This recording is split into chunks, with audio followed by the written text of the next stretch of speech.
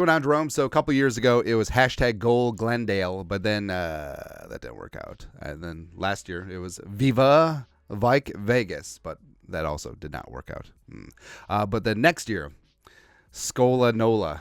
Gola Nola, I don't know. But Jefferson, former LSU Tiger, returning to the Superdome, returning to his home state. It's going to be great. They got the Vikings colors all up in the logo. It's going down. It's going down at Caesars Superdome. Yes, indeedy, feed the needy. And if it does happen, Vikings are in line to make a couple of jelly beans for their constituents. So, DraftKings 2025 Super Bowl 49. LIX odds. So Super Bowl 49 odds of Vikings. So it's weird because if you have the longest odds, those are considered the worst odds. But if you like them, those are considered the best odds.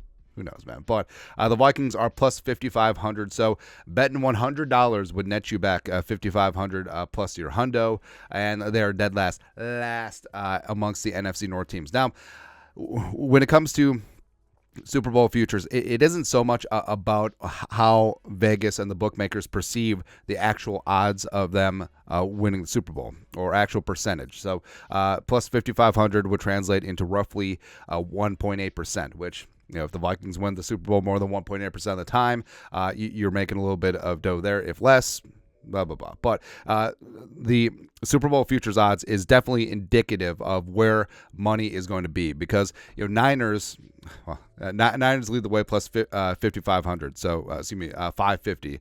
So 5.5 to 1. And then you got the Chiefs at 650, 6.5 to 1.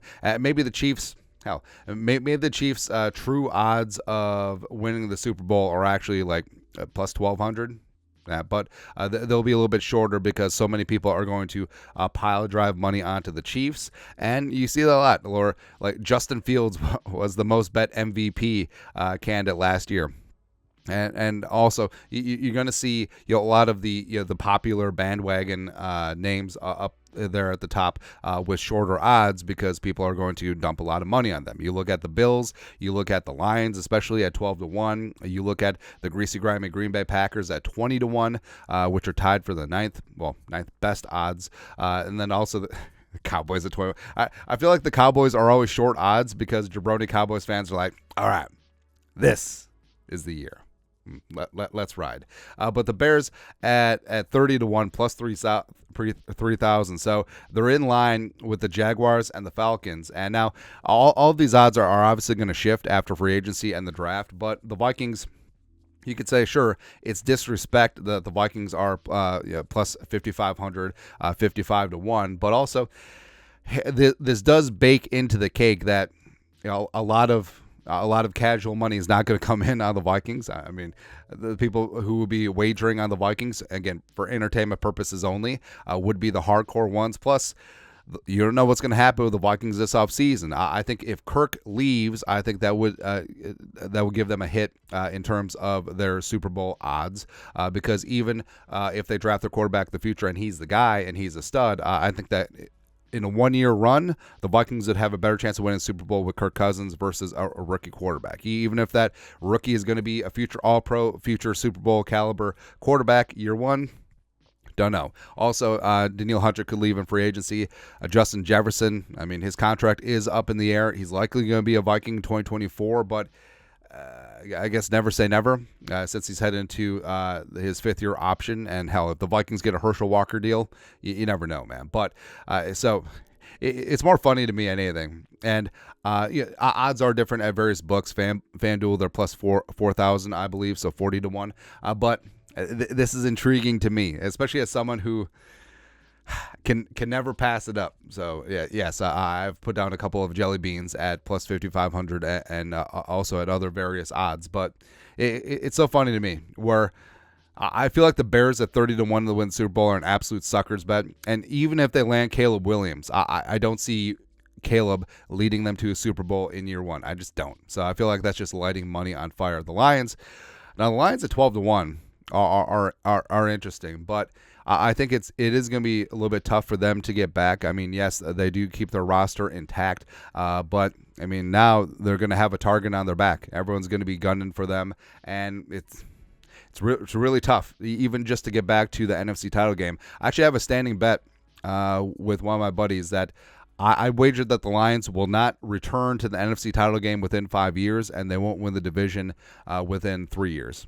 I feel pretty confident about that one because just things change, man. It's a year-to-year league, especially after you get so close and to have your heart crushed. Stuff, man. But what's interesting about the Niners, so the Niners do lead the way. I don't know what changes with the Chiefs. I mean, yeah, you're going to have your target on your back, but I mean, the Chiefs have had that for the last number of years, and Mahomes is back. Andy Reid is back. TBD on Kelsey, but whatever. And you got to think that the roster is going to just get better. I mean, they're probably going to spend a first-round pick on a wide receiver to complement Rashee Rice finally, man. And, yeah, maybe they lose Chris Jones, sure, in free agency, but, I mean, the Chiefs should be one, no?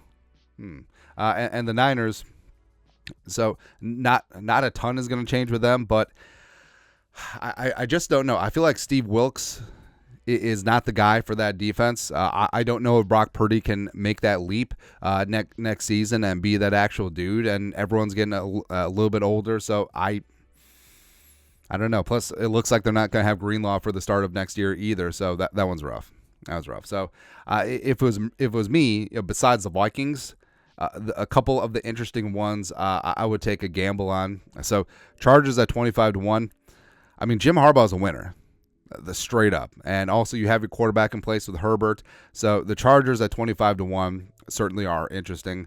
I'm not touching the Jets. I don't care about Aaron Rodgers. Don't care about anything. The Texans at 22-1. You know, yeah, I mean, you would have some crossover in the AFC, but whatever in that spot. Just talk about like dart throws. Sure. Not the Packers. Definitely not the Cowboys. I mean, the Rams at plus 3,500. I mean, Sean McVay's got that pedigree. Stafford is going to be healthy. Cooper Kupp is going to be getting after it. You got Puka. You got Kobe. You got a lot of really interesting weapons. Also, you have they have all their draft picks for the first time since 2016. So I think the Rams could make some noise, man. I really do. So yeah, that's the shots that I would take. Yeah, so the Chargers, Texans, Rams, Vikings, just for schnitz and giggles, entertainment purposes only. Maybe even though the Bengals are short odds at 12-1, I believe in Joe Burrow. If he stays healthy, I think he's an assassin. He's the only guy who can beat the Chiefs. It's funny, man. And if they do keep T. Higgins on the franchise tag, I think that could certainly change some things. Plus, I mean, maybe they get Jackson Powers-Johnson on that offensive line, so maybe they can finally protect Joe Burrow's ass, but we'll see. We'll see, man. But that's it. Vikings have the worst Super Bowl odds in the NFC North. Whatever. Let us know in the comment section below. Subscribe for daily Vikings takes. Want to support the work? Put a little something in the Venmo. But till next time, Skol, production value.